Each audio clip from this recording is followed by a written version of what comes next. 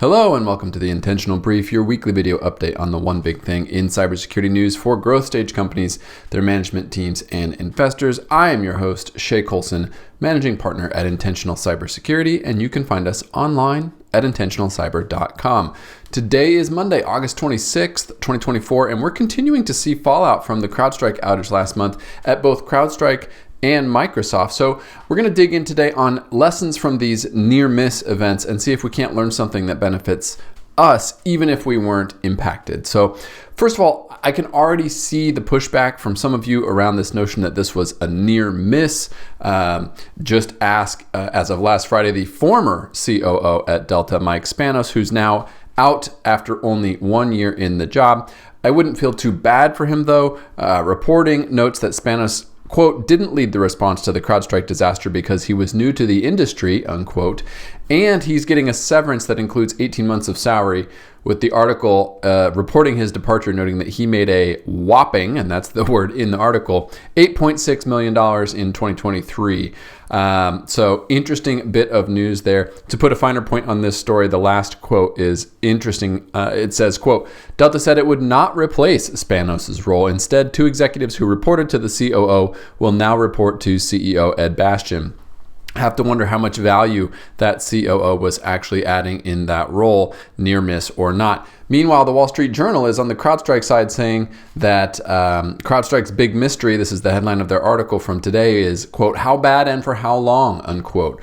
Obviously a front run on their Q2 earnings report. Their conclusion is that, quote, even a decent earnings report may not put CrowdStrike back on safe ground, unquote.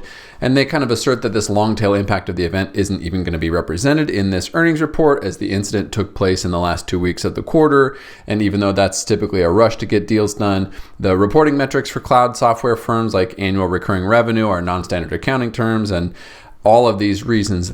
But then at the end, they note this piece at the very last paragraph in the article that Friday's closing price has CrowdStrike trading just under 15 times forward sales, right? Kind of a rough EBITDA comparison there.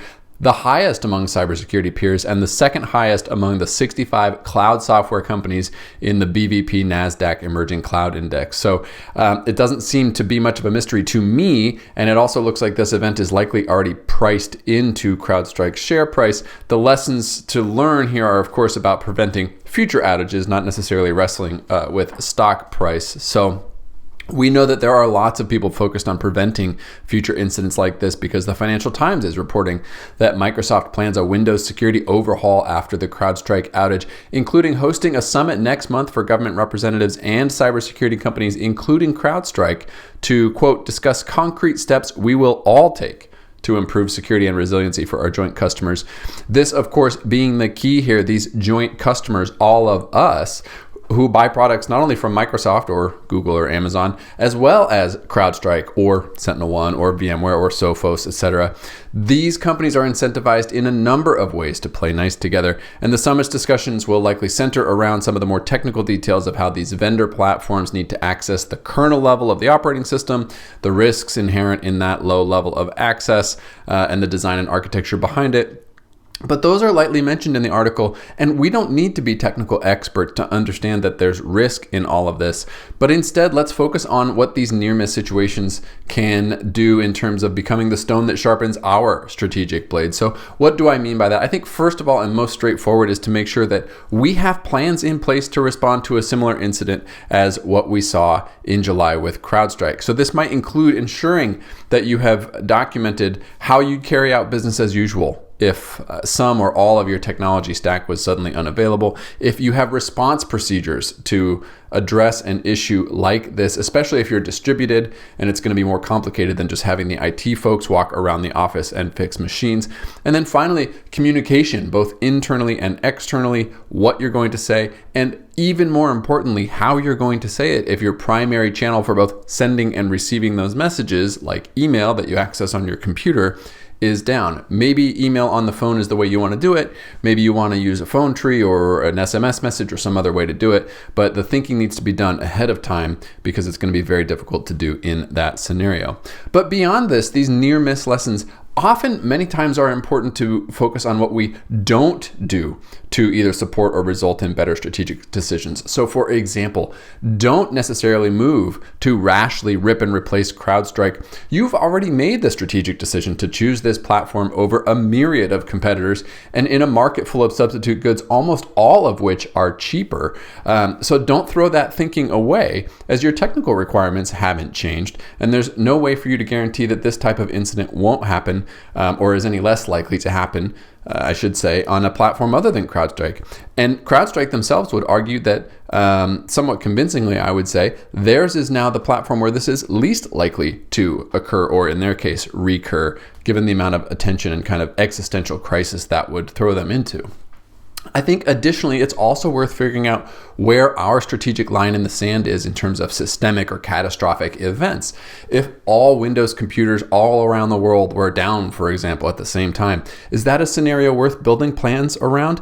Maybe, but probably not, unless you're Microsoft. And even in a healthcare or financial services situation, there is a limit to the return on investment for this type of contingency planning. So knowing where these lines are for ourselves and for our enterprises help keep us from falling into these rabbit holes and then continuing to throw resources after what is essentially a solved problem, or that point of diminishing returns has been reached. So for this near miss, I think be ready to answer those questions from your executives, from your board members, from your C-suite, from your operational teams. Have a plan to address reasonably foreseeable incidents.